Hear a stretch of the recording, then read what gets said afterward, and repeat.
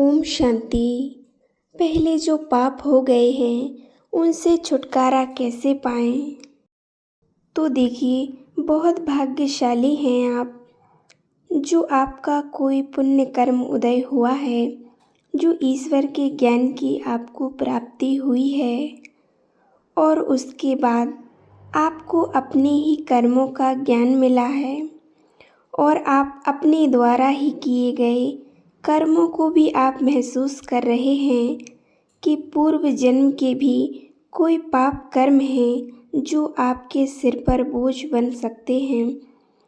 और ये हर इंसान के साथ होता है, क्योंकि हर जो आत्मा होती है, हर मनुष्य आत्मा के साथ उसके पूर्व का किया हुआ शुभ और अशुभ, अच्छा और बुरा उसके साथ ही चलता है। लेकिन कुछ आत्माएं होती हैं जिनका पुण्य उदय हो जाता है, वर्तमान में वह पुण्य कर्म करती हैं ईश्वर की प्राप्ति होने के कारण, ईश्वरीय ज्ञान प्राप्त होने के कारण उनको अपने पूर्व के किए हुए पाप कर्मों का ज्ञान भी होता है और उनको कैसे नष्ट किया जाए ये भी उनके अंदर संकल्प आने लगते हैं। तो ये बहुत महान और पुण्य आत्माएं होती हैं। बाकी तो दुनिया में किसी को कर्मों की गति और पूर्व में हम क्या करके आए हैं, वर्तमान में क्या कर रहे हैं, उससे कोई मतलब नहीं होता। और जो उनसे आता है, जो उनके मन में आता है और वह कर्म करते रहते हैं, लेकिन उसकी भी उनको सज़ा ज़रूर मिलती है। ऐसा नहीं है कि अगर वह नहीं समझ रहे हैं तो उनको उसकी सज़ा ना मिले, ऐसा नहीं होता है। भले आज दुनिया में लोग ये भी कहते हैं कि मैं अनजाने में हो गया है, मैंने जानबूझकर नहीं किया, और अनजाने में अगर कोई काम हो जाए, कोई कर्म हो जाए तो उसका दंड नहीं मिलता। तो ऐसा बिल्कुल भी नहीं होता है। देखिए, जो भी हमने कर्म किया है उसका फल तो हमें भोगना ही पड़ेगा। जो कर्म किया है उसका फल हमें भोगना ही पड़ेगा, किसी न किसी रूप में, किसी न किसी समय में। उसको जब उसका समय आ जाता है तो उसका फल ज़रूर भोगना पड़ता है। ऐसा नहीं है, आप इस धोखे में ना रहें कि अगर आपको पता नहीं है, आपको ज्ञान नहीं है, आपको कर्मों की गति को नहीं जानते हैं, तो अनजाने में जो आपने कर्म किए हैं उसकी आपको सज़ा नहीं मिलेगी। अगर आप ये सोचते हैं तो ये आपकी बहुत बड़ी भूल है और अपने आप को आप धोखा दे रहे हैं। कर्म कोई भी करे उसको उसका फल ज़रूर मिलता है, चाहे वो जानबूझकर किया हो या अनजाने में किया हो। उसका फल तो हर किसी को भोगना ही पड़ता है, उससे कोई छूटता नहीं है। इसीलिए अपने कर्मों से बचें, पाप कर्मों से बचें, और जो पूर्व में हम पाप कर्म कर चुके हैं उनको नष्ट करने के लिए आप वर्तमान में परमात्मा को याद कीजिए, अपने वर्तमान को सुधार लीजिए, तो भूत और भविष्य दोनों मंगलमय हो जाएंगे। अगर वर्तमान बिगड़ गया तो भूत बन जाएगा, भूत तो भूत बनकर लगेगा ही, और भूत जिसको लगता है वो चैन से नहीं रहने देता। तो भूत का जो कर्म है वो भूत जैसा ही होता है। वो दोनों ही हमारे साथ में चलते हैं, चाहे शुभ कर्म हो चाहे अशुभ कर्म हो। जहाँ जिस तरह का कष्ट विधान लिखा होता है वो दंड भोगता रहता है। तो हमारा तो देखिए मनुष्य जीवन मिला है और परमात्मा का सर्वश्रेष्ठ ज्ञान मिला है। तो परमात्मा ने कहा ही है कि अपना भविष्य निर्माण हम स्वयं कर सकते हैं, और यह हमारा कोई पशु पक्षियों का जीवन नहीं है। पशु पक्षियों जैसा शरीर थोड़ी मिला है कि जो है तो उसी भूत के विधान से हम जिएं। हम वर्तमान में नया भाग्य रचेंगे। हम वर्तमान में अपना मंगल विधान रच सकते हैं। यह हमें परमात्मा ने ज्ञान दिया है, क्योंकि वह भाग्य लिखने वाली कलम उसने हमारे हाथ में दी है, तो हम अपने श्रेष्ठ भाग्य की रचना कर सकते हैं। पूर्व जन्म में जो पाप कर्म हुए हैं उनको हम नष्ट कर सकते हैं। ये छूट सिर्फ मनुष्य आत्माओं को मिलती है कि हम अपना नया भाग्य बना सकें, उसको रच सकते हैं अपने कर्मों से। तो पूर्व जन्म के पापों को नष्ट करने के लिए सिर्फ एक परमात्मा की याद हमारे मन में बनी रहे। परमात्मा को हमें याद करना है और ब्रह्म मुहूर्त में उठ के परमात्मा का ध्यान करें, मेडिटेशन करें, और वो शक्ति हमें परमात्मा से ब्रह्म मुहूर्त में मिलती है, क्योंकि उसको कहा जाता है अमृत वेला, जहाँ अमृत का पान करती है आत्मा और अमर बन जाती है। तो उस ब्रह्म मुहूर्त में जब हम परमात्मा को याद करते हैं तो हमारे सभी पाप नष्ट होने लगते हैं।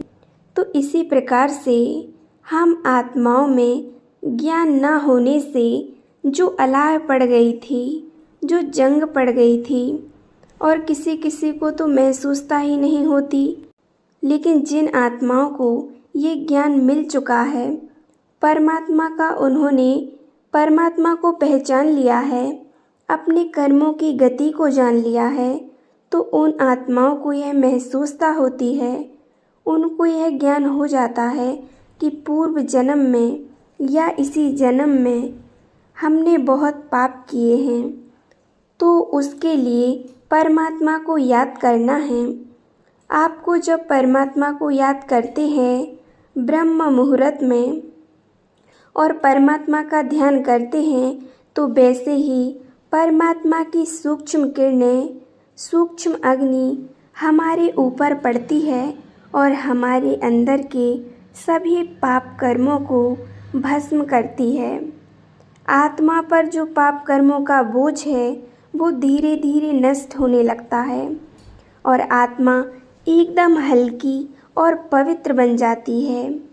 और जैसे जैसे पाप कर्म नष्ट होते हैं तो आत्मा को बहुत अच्छी अनुभूतियाँ होती हैं।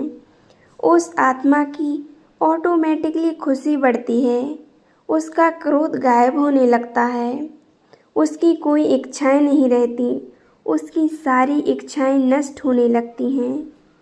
जो उसके पाप नष्ट हो करके और वो पुण्य आत्मा बनने लगती है, तो फिर उसे कोई इच्छा नहीं रहती, उसे परमात्मा की अनुभूति होने लगती है। जिसके पाप कर्म नष्ट होने लगते हैं वो सबको समान भाव से देखती है, ना किसी को दोष की भावना से देखती है, ना उसके अंदर ईर्ष्या रहती है, और वो पूरी तरह से पुण्य आत्मा बन जाती है। और इस जन्म का अगर कोई ऐसा पाप कर्म है जो आपको अभी याद है कि हमने क्या पाप कर्म किया है, क्योंकि इस जन्म के पाप तो हमें याद भी रह जाते हैं कि हमने क्या किया है, तो सच्चे दिल से परमात्मा को वो बात सुनाइए।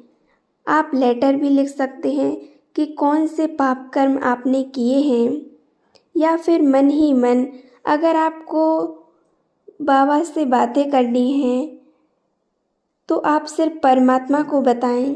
परमात्मा आपके मन की बात को सुनता है। कुछ ऐसी बातें होती हैं, कोई ऐसे पाप कर्म बन जाते हैं जो हम अपने सिवा किसी को बता नहीं सकते, तो वो आप परमात्मा को बता सकते हैं।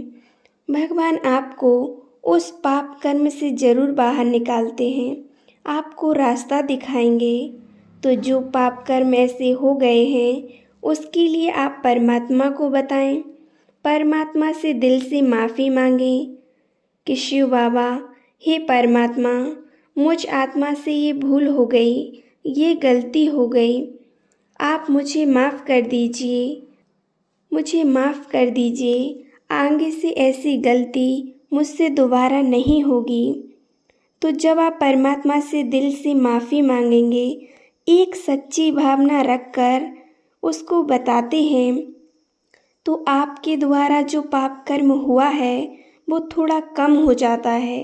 भगवान कहते हैं वह आधा हो जाता है, और जो आधा बचा है उसके लिए आपको मेडिटेशन रोज करना है। आपको ब्रह्म मुहूर्त में रोज मेडिटेशन करना है, आपको रोज तपस्या करनी है। उससे आपके पाप कर्म नष्ट हो जाएंगे। आपको रोज परमात्मा को याद करना है, और जो गलती हो चुकी हैं, जो इस जन्म की बताई हैं, वो गलती फिर से नहीं होनी चाहिए। इस बात का आपको ध्यान रखना है। अगर आपके द्वारा किसी आत्मा को दुख मिला है, अगर वो पाप बना है, तो आप शिव बाबा को तो बताएंगे ही, और उस आत्मा को भी आप माफ़ी मांगेंगे कि मेरे द्वारा जो गलती हो गई है उसको आप माफ़ कर दीजिए। और अगर उस आत्मा के द्वारा कोई गलती हुई है तो आप उसको दिल से माफ़ कर दें।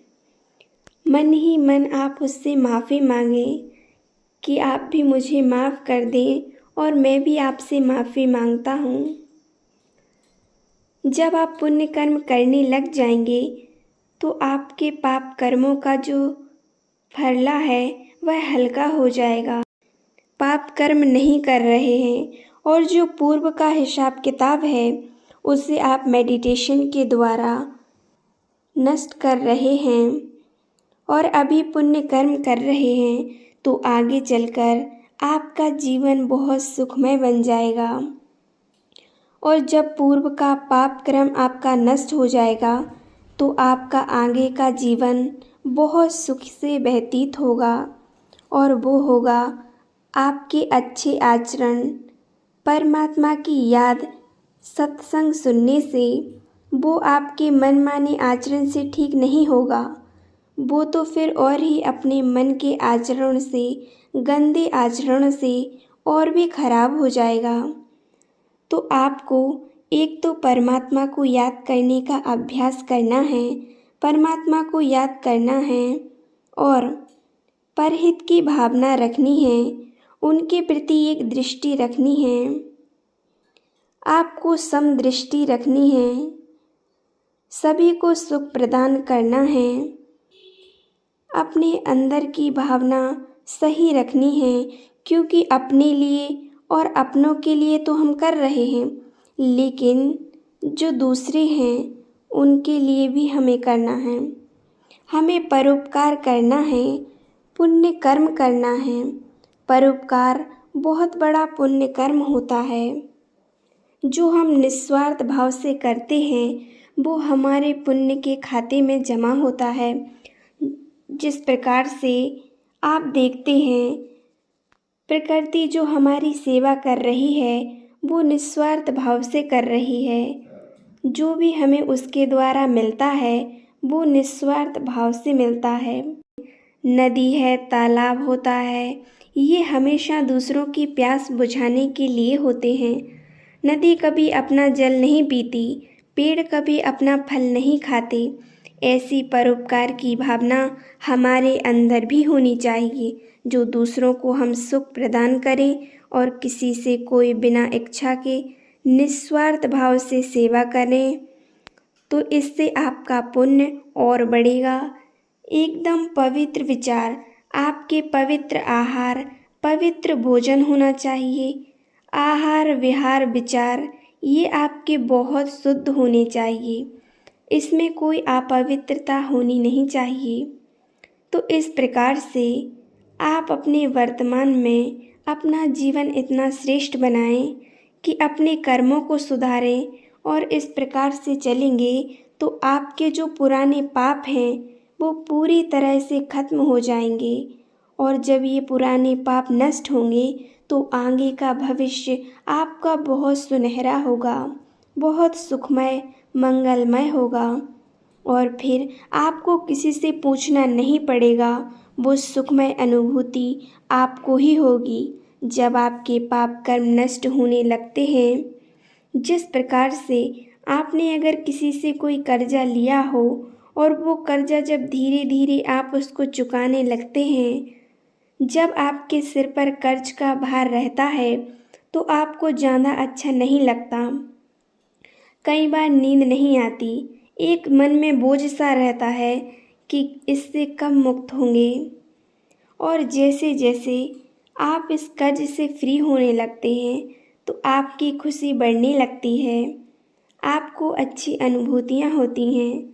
तो इसी प्रकार से जब आपके पाप कर्म नष्ट होने लगते हैं तो आपके अंदर एक असीम खुशी आने लगती है, परमात्मा की ओर आपका खिंचाव होने लगता है।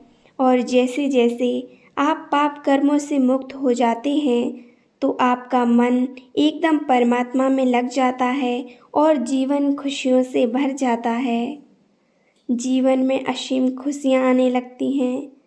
फिर आपको जीवन में ना तो कोई कष्ट रहता है। इसीलिए हमेशा अच्छे कर्म करते रहें, परमात्मा को याद करें और रोज़ ब्रह्म मुहूर्त में मेडिटेशन करें। ओम शांति।